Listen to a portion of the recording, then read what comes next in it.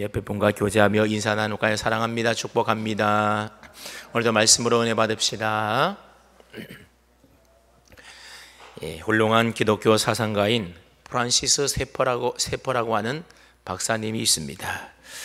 이분이 아주 분량은 짧지만 매우 중요한 메시지를 담은 그런 책을 한 권을 썼습니다. 그 책 이름이 뭔가 하면 그리스도인의 표지라고 하는 제목의 책입니다. 그리스도인의 표지라고 하는 말은 그리스도인들만이 가지고 있는 독특한 특징을 가리켜서 그리스도인의 표지다 그렇게 말을 합니다. 그래서 그 특징을 보게 되면 저 사람은 예수 믿는 사람이구나, 누구나 알 수 있는 그런 특징이 바로 그리스도인의 표지가 되는 겁니다. 그다음에 여러분, 누구나 우리를 보고 저 사람은 예수 믿는 그리스도인이구나 하는 것을 우리가 어떻게 사람들이 알 수가 있겠습니까? 자동차 뒷 유리창에다가 기독교 방송 주파수를 붙이고 다니거나 또는 십자가 목걸이를 걸고 다니거나 아니면 십자가 배지를 가슴에 달고 다니면 사람들이 우리를 그리스도인이라고 그렇게 봐주는 것일까요? 그런 장식품들이 우리가 그리스도인이라는 것을 알려주는 표지가 되는 것입니까? 그렇지가 않다라는 겁니다. 세퍼 박사는 그의 책에서 시종 일관되게 우리 그리스도인의 참된 표지가 무엇인가 하면 바로 사랑이다, 그것에 대하여 이야기를 하고 있습니다. 예수 믿는다고 하면서 사랑하지 않는다라고 한다면 그것은 참된 그리스도인이 아니라는 겁니다. 사랑해야만 그 사람이 참된 그리스도인이다, 그것이 그리스도인의 표지라는 겁니다. 기독교 초기에 있었던 그리스도인들 상호 간의 사랑은 로마 시대 때에 이교도들에게 사이에도 크게 인정을 받았던 것이 지금 문헌으로 밝혀지고 있습니다. 기독교를 박해하던 사람들이나 기독교를 버리고 떠난 배교자들조차도 그리스도인의 이 사랑만큼은 귀감으로 여겼다라는 겁니다. 그래서 고대 문헌에 보니 그리스도인들이 서로 간에 어떻게 사랑하고 있는지 보아라, 이런 말들이 당시 사람들이 자주 했다라고 하는 기록이 남아 있습니다.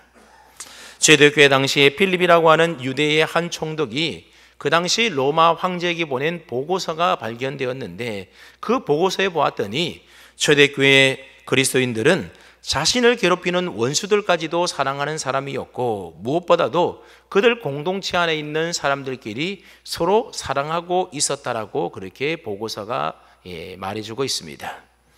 즉 예수님의 제자들이 세웠던 초대교회 공동체라고 하는 것은 서로 사랑하는 사랑의 공동체였다라고 하는 겁니다. 이러한 사실은 우리가 신약 성경을 읽어보더라도 쉽게 발견할 수 있는 내용이지 않습니까? 그래서 우리가 잘 아는 사도행전 2장 말씀에 보면 첫 교회였던 예루살렘 교회 모습이 기술되어 있는데 믿는 사람들이 다 함께 있어서 모든 물건을 서로 통용하고 또 재산과 소유를 팔아서 각 사람의 필요에 따라서 나누어 주는 교회의 공동체였다라는 겁니다. 그리고 그들은 모이기를 힘썼고 집에서 함께 떡을 떼면서 기쁘고 순전한 마음으로 함께 음식을 먹었다라고 기록되어 있습니다. 그래서 온 백성들에게 친송을 받아서 구원받는 사람들이 날마다 더해졌던 사랑의 공동체, 그 공동체가 바로 처음 세워졌던 예루살렘에 세워졌던 예루살렘 교회라고 하는 겁니다. 여러분, 로마서 12장에도 읽어보게 되면 사도 바울은 로마 교회 성도들을 향하여 무엇이라고 권면하고 있는가 하면 사랑에는 거짓이 없나니 형제를 사랑하여 서로 우애하고 존경하기를 서로 먼저 하고 성도에 쓸 것을 공급하며 손대접하기를 힘쓰라. 쉽게 말하면 다른 사람 배려해서 섬기고 사랑하며 살라라고 권면하고 있습니다. 그러면서 또 말하기를 또 너희를 박해하는 자를 축복하고 저주하지 말며 즐거워하는 자들과 함께 즐거워하고 우는 자들과 함께 울며 아무에게도 악을 악으로 갚지 말고 모든 사람과 더불어 화목하며 내 원수가 줄이거든 먹이고 목마르거든 마시게 하라, 그런 권면을 말씀하고 있습니다.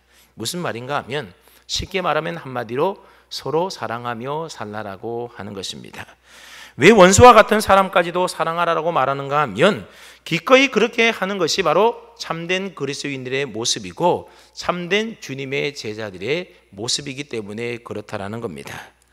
그래서 교회 공동체는 이 땅에 처음 세워졌을 때부터 지금까지도 계속해서 서로 사랑하는 사랑의 공동체라고 하는 겁니다. 그래서 지금 또 예수 믿는 사람들, 예수 믿지 않는 사람들조차도 기독교의 정신을 한마디로 말하면 무엇이냐 그렇게 물어보게 되면 사랑이다 그렇게 대답할 정도로 기독교는 바로 사랑의 공동체고, 사랑을 가장 귀하게 여기는 공동체가 바로 우리 기독교 교회입니다. 그렇다면 여러분, 예수 믿는 사람, 예수 믿는 교회 공동체의 표지가 사랑인 이유가 도대체 어디에 있겠습니까? 왜 기독교인들은 서로 사랑하며 살아야 되는지 그 당위성을 우리가 어디서 찾아볼 수가 있겠습니까? 우리는 그 당위성을 바로 오늘 본문에서 찾을 수가 있습니다. 오늘 본문 말씀은 예수님께서 제자들과 이제 마지막 6월절 만찬을 듣고 계시는 중에 말씀하셨던 말씀입니다. 지난주에 살펴보았던 것처럼 예수님은 식사 도중에 가룟 유다에게 내 하는 일을 속히 하라 그렇게 말씀하셨습니다. 그러자 유다가 벌떡 일어나서 문을 열고 밖으로 나가 버렸습니다. 여러분, 가룟 유다가 왜 밖으로 나갔겠습니까? 뭣하러 나갔습니까? 제사장에게 예수님을 팔러 나간 겁니다. 예수님은 가룟 유다가 나가는 그 모습을 보시고는 자신의 죽음이 이제 목전에 다가왔다라는 사실을 직감했습니다. 그러니까 이제 조금 후면 가룟 유다가 몽둥이와 창을 든 대제사장의 군사들을 이끌고 겟세마네 동산으로 예수님을 잡으러 올 것이라는 사실에 대하여 이미 예수님은 다 알고 계셨던 겁니다. 그러나 예수님은 조금 후에 당하게 될 그 참혹한 십자가의 죽음을 영광이라는 말로 오늘 본문에서 표현하고 있는데, 여러분 31절 말씀을 한번 보십시오.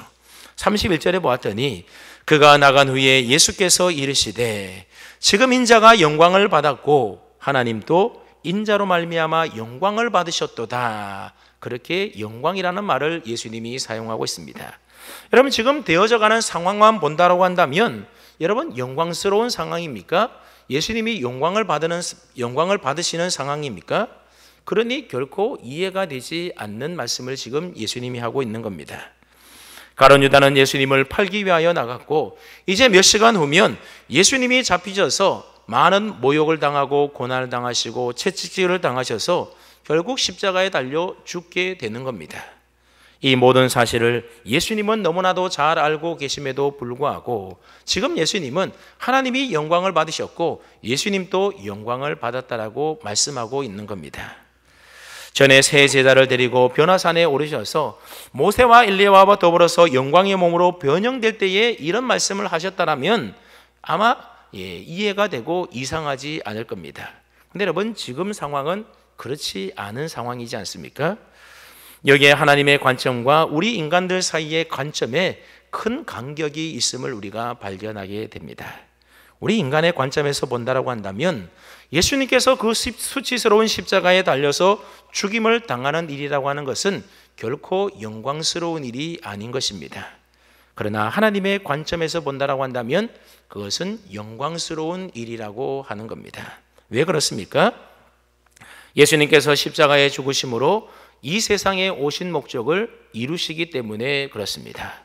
즉 예수님은 세상을 죄와 죽음과 속박에서 구원하여 우리 모든 인생들 가운데에 영생을 주시기 위해서 이 세상에 오신 분입니다. 비록 우리의 몸은 병으로 쓰러지고 무덤에 갈 수밖에 없는 존재이지만 우리 영혼은 하나님과 더불어서 영원히 살 수 있도록 우리 모든 인간들에게 영원한 생명, 축복을 안겨주시는 것이 바로 예수님을 이 땅에 보내신 하나님의 뜻이었다라고 하는 겁니다. 예수님이 이 세상 사람들의 죄를 지시고 십자가에 죽지 않고서는 결코 이 하나님의 뜻이 절대로 이루어질 수가 없는 겁니다.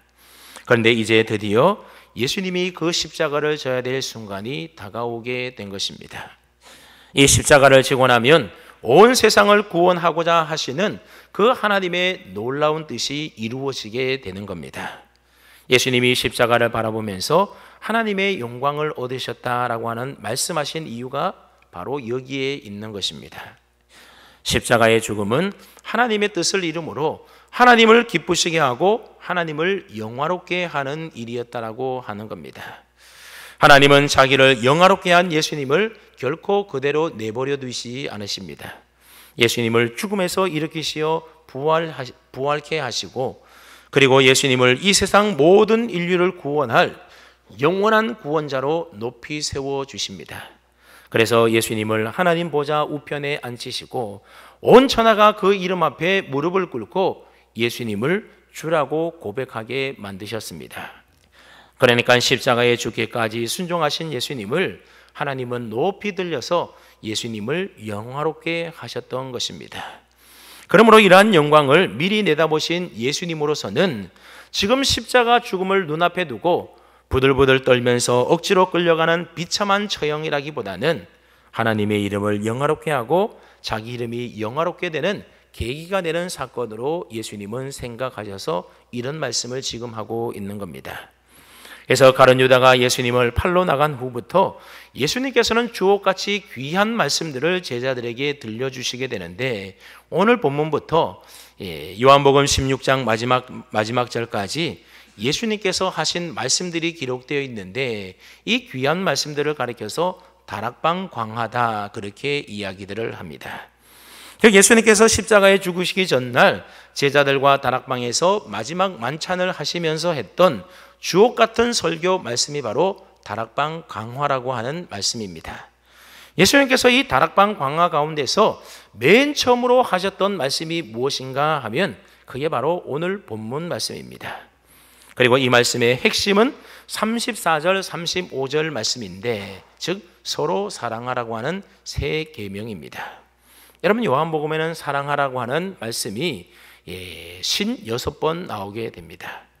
그런데 그 중에서도 예수님이 제자들에게 마지막 고별 설교를 하시는 13장과 21장 사이에 44번이 나오게 됩니다. 즉 예수님이 이 세상을 떠나시기 전에 자기 제자들을 앉혀놓고 마지막으로 꼭 당부하고 싶었던 가장 핵심이 되는 말씀이 무엇이었다는 겁니까? 너희는 서로 사랑하라고 하는 말씀이었다는 겁니다. 오늘 보면 34절과 35절을 한번 보십시오. 새 계명을 너희에게 주노니 서로 사랑하라. 내가 너희를 사랑한 것 같이 너희도 서로 사랑하라. 예수님이 그렇게 제자들에게 부탁하셨습니다. 그리고 계속해서 말씀하시기를 너희가 서로 사랑하면 이로써 모든 사람이 너희가 내 제자인 줄 알리라, 그렇게 말씀하셨습니다. 예수님께서 이와 같이 마지막 제자들을 떠나는 그 장면에서 서로 사랑하라고 제자들에게 당부하실 때는 그만한 이유가 있었기 때문에 서로 사랑하라고 그렇게 새 계명을 제자들에게 주셨던 겁니다. 우리가 잘 아는 바와 같이 제자들은 예수님이 메시아인 줄로 믿고 예수님을 자그마치 3년 동안이나 믿고 따라다니지 않았습니까? 그런데 갑자기 예수님이 너무나 맥없이 처참하게 십자가에서 처형당한 것을 한번 생각해 보십시오.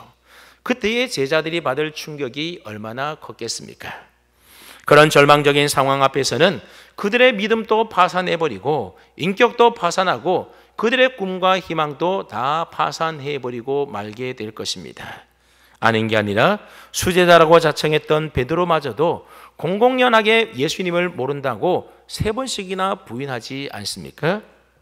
이처럼 급하면 스승도 버릴 수가 있고 믿음도 내팽개쳐 버릴 수 있는 이 초라한 자신들의 모습을 서로 바라보면서 제자들이 얼마나 시리와 절망에 빠지겠습니까? 그들이 이후에 겪게 될 이러한 허탈감과 좌절함, 그것은 우리의 상상을 훨씬 뛰어넘는 수준의 것임이 틀림이 없었을 겁니다. 예수님은 바로 이러한 절망적인 상황이 제자들에게 닥쳐오고 있다는 사실에 대하여 잘 알고 계셨던 겁니다. 이런 정신적인 위기와 영적인 위기의 때는 그야말로 총체적인 위기라고 할 수 있는 그런 상황에서 무엇이 그들로 하여금 이 어려운 순간을 꿋꿋하게 버티도록 할 수가 있겠습니까? 돈이겠습니까? 아니면 명예겠습니까? 그게 아니라는 겁니다. 예수님 바로 그것을 사랑이라고 보셨던 겁니다. 그래서 제자들로 하여금 살아남게 할 수 있는 것은 사랑밖에 없다라고 보셨던 겁니다. 그래서 제자들에게 너희가 서로 사랑하라고 강조하신 이유가 바로 여기에 있었던 것입니다. 특별히 예수님께서는 앞으로 제자들을 통하여 세워지게 될 교회 공동체의 가장 큰 특징이 사랑이라고 지금 가르쳐주고 계십니다. 그래서 너희가 서로 사랑하면 이로써 모든 사람들이 너희가 내 제자인 줄 알게 될 것이다. 그런 말씀을 하셨습니다. 다시 말하면 우리 그리스도인의 표지가 뭐라는 겁니까? 서로 사랑하는 것. 그리스도인끼리 서로 사랑하는 것을 보면 세상 사람들, 믿지 않는 사람들도 저 사람들은 그리스도인이구나 라는 것들을 다 알게 될 것이라는 겁니다. 그러니 여러분, 누가 그리스도인입니까? 누가 예수 믿는 사람입니까? 서로 사랑하며 살아가는 그 사람이 바로 예수님을 믿는 그리스도인들이라고 하는 겁니다. 여러분, 또 교회라는 것은 어떤 곳입니까? 교회라는 곳은 서로 사랑하는 사람들이 모인 곳, 세상의 그 어떤 모임보다도 사랑의 능력이 충만한 곳, 그곳이 바로 교회여야 한다는 것입니다. 그럼 우리가 아무리 예수님을 잘 믿고 주님의 몸된 교회를 위하여 우리가 몸이 부서져라 봉사하고 헌신한다 하더라도 우리가 서로 사랑하지 않으면 예수님의 참 제자가 아니라고 하는 것입니다. 즉 진정한 그리스도인이 아니라는 겁니다. 그래서 소위 사랑장이라고 불리는 고린도전서 13장에 보면 우리가 잘 아는 이런 말씀이 있지 않습니까? 내가 전사의 말을 하고 예언하는 능력이 있고 산을 옮길 만한 믿음도 있고 또 내 모든 것을 다 내어서 구제를 하고 내 몸을 불사르게 내어주는 그러한 아름다운 헌신이 있다라는 겁니다. 여러분, 이 정도의 사람이라고 한다면 그 믿음이 얼마나 훌륭하고 대단한 사람입니까? 우리는 흉내조차도 잘 내지 못할 사람입니다. 그런데 이런 사람조차도 그 사람에게 사랑이 없다라고 한다면 그가 하는 그 모든 것들은 다 아무것도 아닌 헛된 것이라고 성경이 말씀하고 있다라는 겁니다. 그만큼 무엇이 중요하다라는 겁니까? 사랑이 중요하다라는 겁니다.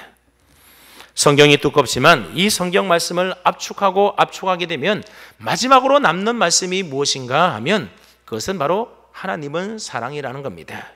그리고 하나님께서 세상을 사랑하셔서 독생자 외아들을 보내주셨다라는 겁니다. 그러니 그 사랑받은 너희도 서로 사랑하며 살라라고 하는 것이 바로 성경의 핵심적인 말씀입니다. 그래서 로마서 13장 10절 말씀에 보면 사랑은 율법의 완성이다, 그런 말씀을 하고 있습니다. 여러분, 율법을 압축해서 만든 것이 무엇입니까? 그게 바로 십계명입니다. 여러분, 이 십계명을 다시 압축하게 되면 두 개로 나눌 수가 있는데 그 두 가지가 뭡니까? 하나님을 사랑하는 것이고 또 하나는 내 이웃을 내 몸과 같이 사랑하라는 겁니다. 그러니 율법의 핵심은 무엇입니까? 곧 사랑인 겁니다. 사랑이 핵심이고 사랑이 중심이라는 겁니다. 여러분, 이스라엘 사람들에게 있어서 그들의 세계관에서 볼 때에는 이스라엘 나라가 세상의 중심이다, 그들은 그렇게 생각을 했습니다. 그리고 이스라엘 나라의 중심은 어딘가 하면 바로 예루살렘이라고 생각했습니다. 그리고 예루살렘의 중심은 어딘가? 그곳은 바로 성전이라고 생각을 했습니다. 그리고 성전의 중심은 다른 곳이 아니라 바로 지성소이고 이 지성소의 중심은 법궤라고 생각을 했습니다.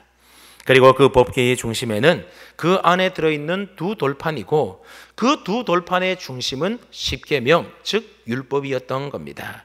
그런데 앞에서 말했던 것처럼 여러분, 율법의 핵심이 무엇이라고 했습니까? 하나님을 사랑하는 것, 이웃을 사랑하는 것, 즉 사랑이 핵심이라고 했습니다. 그러니까 사실상 전 세계의 중심, 아니 우리의 삶의 중심, 핵심이 무엇이라는 겁니까? 그게 바로 사랑이라는 겁니다. 여러분, 사랑이 얼마나 중요합니까? 여러분, 사랑하면 우리가 기꺼이 헌신할 수 있습니다. 사랑하면 참아낼 수도 있습니다. 사랑하면 견딜 수도 있고 사랑하면 기꺼이 용서도 다 가능하게 됩니다. 또 사랑하면 내 모든 것을 다 아낌없이 드릴 수가 있습니다. 그래서 사랑해야만 다른 사람을 온전히 섬길 수가 있는 겁니다.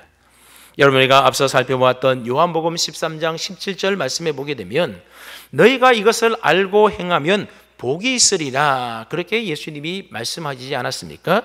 다시 말하면 우리가 예수님을 본받아서 낮은 마음으로 다른 사람을 섬길 때에 진정한 행복을 느끼게 된다라고 예수님이 말씀하고 있습니다. 그런데 여러분, 실제로 여러분들이 목장에서나 아니면 교회에서 다른 사람들을 섬겨보면 여러분들이 정말로 행복하던가요? 행복이 막 느껴지고 그렇던가요? 사실 그러지 않을 때가 많지 않습니까?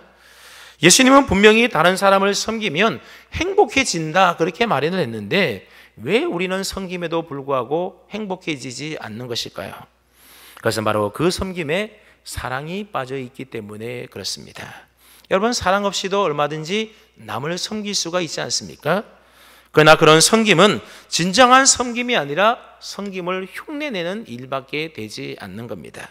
진정한 섬김은 상대방을 사랑하는 마음으로 섬기는 것이 바로 진정한 섬김입니다. 사랑 없이 섬기면 섬기면서 행복한 게 아니라 오히려 짜증나게 되고 힘들고 피곤하게 되는 것입니다. 그래서 섬기면서도 내가 왜 이 피곤한 일을 억지로 하나 하고 있는가, 그런 불편한 마음이 우리 마음속에 들게 되는 겁니다. 근데 여러분, 우리가 사랑하는 마음을 가지고 한번 섬겨 보십시오. 그러면 정말로 그 섬김을 통하여 우리는 행복을 느낄 수가 있게 되는 겁니다. 여러분, 주부가 남편과 자식을 사랑하는 마음으로 아침 일찍부터 음식을 만들고 수고하고 섬기지 않습니까? 그래서 남편과 자식이 밥을 맛있게 먹으면 음식을 만들기 위한 그 모든 수고와 섬김이 하나도 힘들지 않고 행복하게 되는 것입니다. 그렇습니다. 사랑이 없으면 사랑 없는 수고로 섬기니까 그 섬김이 피곤하고 힘들고 행복하지 않는 겁니다. 하지만 우리가 진정 어린 사랑으로 섬기게 되면 그 속에서 섬김을 통하여 우리는 행복을 맛볼 수 있게 되는 겁니다. 그래서 예수님께서도 너희가 서로 발을 씻어주며 서로 섬기라 그렇게 말씀하신 이후에 오늘 본문에서 계속해서 말씀하시기를 너희가 서로 사랑하라고 그래서 말씀하고 있다라는 겁니다. 여러분, 이처럼 사랑하면 행복하게 되지만 사랑이 없이 섬기게 되면 그것은 오히려 행복하기보다는 불편하게 되고 힘들고 어려워지게 된다라는 겁니다. 여러분, 사랑하면 그곳이 천국이 되지만 사랑하지 않으면 지옥이 되는 겁니다. 그럼 우리가 하나님의 많은 말씀들 가운데에 항상 지켜서 행해야 될, 가장 힘써서 지켜야 될 중요한 말씀이 무엇이라는 겁니까? 그것이 바로 사랑하며 살라라고 하는 말씀입니다. 우리가 예수 믿은 다음부터 우리가 천국 갈 때까지 해야 될 가장 중요한 일이 뭔가 하면 바로 서로 사랑하며 살아가는 일인 것입니다. 사랑하며 살아가는 사람이 성숙한 사람이요, 신앙생활을 가장 잘하는 온전한 믿음의 사람인 것입니다. 근데 여러분, 여기까지는 그래도 쉽지가 않습니까? 쉽다라는 것은 생각하기가 쉽다라는 말입니다. 하지만 막상 우리의 삶에서 다른 사람을 정말로 사랑하며 산다라고 하는 것이 얼마나 힘들고 어려운 일인지 모릅니다. 더구나 오늘 본문 34절 말씀해 보게 되면 예수님께서 우리가 어떻게 사랑해야 되는지, 이 사랑의 기준, 사랑의 표준에 대하여 말씀하고 있는데, 오늘 한번 34절 말씀을 우리 한번 뜻을 생각하며 읽습니다. 34절입니다. 시작.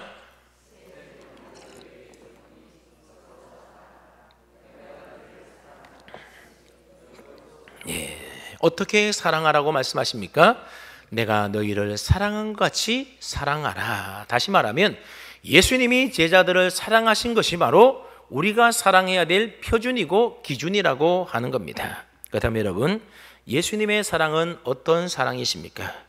예수님의 사랑은 무조건적으로 십자가에서 죽으시기까지 자기 자신을 송두리째 내어주신 희생적인 사랑이 바로 예수님의 사랑입니다. 또 예수님의 사랑은 한순간 사랑하다가 끝나버리는 그런 사랑이 아닙니다. 한번 마음 주셨으면 끝까지 변함없이 사랑해 주시는 것이 바로 예수님의 사랑 아닙니까? 예수님의 사랑은 원수까지도 사랑하는 사랑이며 친구를 위하여 목숨까지 아낌없이 내버리고 베풀어주는, 나누어주는 사랑이라고 하는 겁니다. 예수님 바로 이와 같은 사랑을 우리들에게 표준으로 제시해주고 있다는 겁니다. 근데 여러분, 우리 가운데 예수님처럼 이런 사랑을 할 수 있는 사람이 과연 우리 가운데 몇이나 되겠습니까? 우리는 이런 이야기를 듣다 보면 정말 사랑할 자신감을 잃어버리게 됩니다. 솔직히 저에게도 사랑하는 것만큼 어렵고 힘든 일이 없는 것 같습니다. 미워하지 말라는 말은 그래도 우리가 할 수 있지 않습니까? 얼마든지 우리가 하면 됩니다. 미워하지 않으면 됩니다. 그런데 사랑하라고 하는 말씀은 정말 쉽지 않고 어렵고 부담이 가는 말씀이 아닐 수가 없는 겁니다. 그 다음에 여러분, 사랑하는 것이 어렵다고 해서, 내게 사랑할 만한 능력이 없다라고 해서 그렇다면 우리가 사랑하는 것 포기해야 되겠습니까? 모든 성경 말씀 가운데도 가장 핵심적이고 중요한 이 말씀인, 그래서 우리가 그 말씀을 지켜 행하지 않는다라고 한다면 다른 신앙의 모든 행위들이 다 아무 소용이 없다라고 하는데도 사랑하는 것이 어렵다고 해서 사랑하는 것 우리가 포기하며 살아야 되겠습니까? 그래서는 안 된다라는 겁니다. 왜냐하면 그것은 오늘 본문의 말씀처럼 주님의 제자가 되기를 포기하는 일이 되어버리는 것이고, 신앙생활의 알맹이는 다 버리고 껍데기만 갖겠다라고 하는 말이기 때문에 그렇습니다. 그렇기 때문에 우리는 어떠한 일이 있어도 아무리 힘들고 어렵다 하더라도 서로 사랑하며 살도록 애쓰고 힘써야 되는 겁니다. 그다음 여러분, 왜 예수 믿는 우리들이, 왜 우리 교회 공동체가 예수님이 우리를 사랑한 같이 서로 사랑하는 것이 어렵고 힘들고 그렇게 하지 못하는 것일까요? 그래서 바로 오늘 우리에게 세 가지 인식이 부족하기 때문에 그렇습니다. 첫째는 사랑의 대상에 대한 잘못된 인식 때문에 우리가 그러한 사랑을 하기가 어렵습니다. 오늘 말씀해 보면 예수님은 분명하게 우리가 사랑해야 될 사랑의 대상에 대하여 정해 주셨습니다. 즉 누구를 사랑하라고 말씀하십니까? 서로 사랑하라, 서로 사랑해야 된다라고 말씀하고 있습니다. 여기서 서로라는 것은 누구를 말하는 겁니까? 1차적으로는 제자들끼리를 말하는 겁니다. 예수님은 거창하게 온 인류를 사랑하라 그렇게 말씀하지 않으셨습니다. 다른 누구를 생각하기에 앞서서 3년 동안 함께 동고동락했던 제자들 상호 간에 서로 사랑하라고 말씀하고 있는 겁니다. 여러분, 이것은 오늘 우리들도 마찬가지입니다. 주님은 거창한 인류 사랑을 말씀하시는 것이 아니라 가까이 있는 내 남편, 내 아내, 내 자녀들을 먼저 사랑하라고 말씀합니다. 그리고 함께 믿음의 공동체를 이룬 성도된 형제 자매들을 서로 사랑하라고 말씀하고 있는 겁니다. 겉에요 멀리 있는 사람, 잘 알지도 못하는 사람 이야기할 필요가 없다라는 겁니다. C.S. 루이스가 이런 말을 한 적이 있습니다.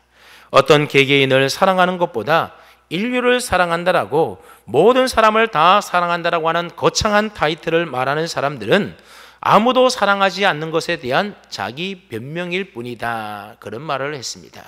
그렇습니다. 사랑은 가까운 데 있는 사람을 사랑하는 것입니다. 그러므로 주님의 사랑을 본받아서 우리가 구체적으로 사랑해야 될 대상은 나와 가까운 사람이라는 것을 우리가 바로 인식하고 있어야 이 사랑을 우리가 제대로 실천해 나갈 수가 있는 것입니다. 그래서 우리 교회는 목장 식구들끼리만이라도 주님의 사랑으로 서로 사랑하고 희생하며 도와주고 용서하면서 영적으로 돌봐주고 치유와 회복이 있는 그런 사랑의 공동체를 만들어가고자 우리가 목장 모임을 우리가 매주마다 하고 있는 것 아니겠습니까? 어떻게 이 많은 사람 다 내 몸과 같이 주님이 우리를 사랑한 같이 그렇게 사랑할 수가 있겠습니까? 최소한 내 가까운 우리 가족 공동체, 우리 목장 공동체 안에 있는 식구만이라도 우리가 그렇게 사랑하며 살아야 된다는 겁니다. 두 번째로 우리가 서로 사랑하기 위해서는 교회에 대한 인식을 우리가 바꾸어야 하는 것입니다. 여러분, 성경에서 말하고 있는 교회라고 하는 것은 한 번도 건물을 가리켜서 교회다 그렇게 말한 적이 없습니다. 예수님을 믿는 사람들, 그 사람들을 가리켜서 성경은 교회다 그렇게 말하고 있는 겁니다. 그래서 성경은 교회를 가리켜서 머리 대신 예수님에게 연결된 그리스도의 몸이다 그렇게 말씀을 합니다. 즉 우리가 몸이라고 하는 것은 많은 우리의 몸이 많은 지체들로 이루어진 것처럼 주님의 몸인 교회도 성도들이라고 하는 지체가 서로 연결되어서 한 몸을 이룬다라고 하는 겁니다. 근데 중요한 것은 몸의 지체라고 하는 것은 자기 자신을 위하여 존재하는 것이 아니라 몸의 약하고 부족한 지체를 위하여 나를 희생하고 섬기고 서로 돌봐준다라고 하는 겁니다. 그래서 만일 한 지체가 고통을 받으면 모든 지체가 함께 고통을 받고, 한 지체가 영광을 얻으면 모든 지체가 함께 즐거워하는 것입니다. 무슨 말인가 하면 성도와 성도와의 관계는 마치 한 몸의 지체와 같이 약한 지체를 서로 돌아보아주고, 아파할 때 함께 아파해주고, 또 즐거워할 때 함께 즐거워해주는 사랑의 대상이라고 하는 겁니다. 여러분, 우리가 교회된 성도들끼리 왜 서로 사랑하지 못합니까? 서로가 서로를 생각할 때에 저 사람은 나와는 상관없는 남이다 생각하기 때문에 우리가 사랑하지 않는 겁니다. 만약 성도들끼리 우리는 한 가족이다 이런 마음만 있어도 경제가 어려울 때에 가족 같은 마음으로 도와주고 위로하고 함께 기뻐할 일이 있으면 진심으로 함께 기뻐할 수 있게 될 것입니다. 내 성경 말씀해 보았더니 우리는 한 가족 정도가 아니라 한 몸이다, 그렇게 말씀하고 있습니다. 그래서 성경은 내 이웃을 사랑하되 내 몸과 같이 사랑하라, 그렇게 말씀하고 있는 겁니다. 그러면 여러분, 어떻게 내 이웃을, 내 목장 식구들을 내 몸처럼 사랑할 수 있겠습니까? 바로 그리스도 안에서 한 형제 된 성도는 한 몸에 지태된다라고 하는 생각의 전환 없이는 우리가 결코 사랑하는 것이 쉽지가 않다라고 하는 것입니다. 셋째로, 내가 사랑하려는 것에서 이제는 내 안에 계신 성령님께서 사랑하도록 우리의 인식을 바꾸어야 하는 것입니다. 예수 믿는 저와 여러분 안에는 우리를 거룩한 삶으로 하나님의 뜻대로 살아갈 수 있도록 도와주시는 보혜사 성령님이 우리 안에 내주해 계십니다. 요한복음 15장 5절 말씀해 보았더니 나를 떠나서는 너희가 아무것도 할 수 없음이라, 그렇게 말하고 있습니다. 여러분, 보혜사 성령님이 아니면 우리가 죄인인 것도 깨달아 알지 못하게 됩니다. 그래서 예수님을 나의 구주로 믿을 수가 없었을 것이고 거듭나 하나님의 자녀가 될 수 없었을 겁니다. 성령님이 우리 안에 계시지 않았다고 한다면 우리는 은혜를 받을 수도 없고 그래서 하나님을 알 수도 없었을 겁니다. 그리고 날마다 육체의 소욕에 빠져서 나 자신의 탐욕에 눈이 멀어서 죄악된 삶을 살아갔을 겁니다. 그러므로 보혜사 성령님이 아니면 우리는 아무것도 할 수가 없는 겁니다. 이것이 예수님께서 제자들 곁을 떠나시면서 또 다른 보혜사를 보내주시겠다라고 약속하신 이유인 것입니다. 제자들뿐만 아니라 오늘 저와 여러분 모두에게도 이 보혜사 성령님이 반드시 절대로 필요한 것입니다. 매 순간순간 우리는 성령의 은혜와 도우심을 필요로 하며 살아갑니다. 우리가 기도할 때에, 말씀을 읽고 들을 때에, 출근하고 잠자고 일할 때, 그리고 우리의 삶의 모든 순간에도 다 보혜사 성령님의 은혜와 도우심이 필요합니다. 여러분, 우리가 앞서 살펴봤던 것처럼 다른 사람보다 낮아져서 남의 발을 씻겨주고 섬기는 삶을 산다라는 것 참 쉽지 않지 않습니까? 또한 주님이 우리를 사랑한 같이 우리가 서로 사랑하는 것도 말처럼 그리 쉬운 일이 아닌 것입니다. 또 삶의 현실적인 문제에 근심에 쌓여서 절망할 때에 눈앞의 현실을 뛰어넘어서 천국의 소망을 두고 그 모든 근심을 이겨낸다라고 하는 것도 결코 쉽지 않은 일인 것입니다. 또한 기도조차 할 힘도 없는데, 또 오랫동안 기도해도 아무런 응답이 없는데, 우리 마음의 평안도 없는데 그럼에도 불구하고 계속 기도한다라는 것 결코 쉬운 일이 아닙니다.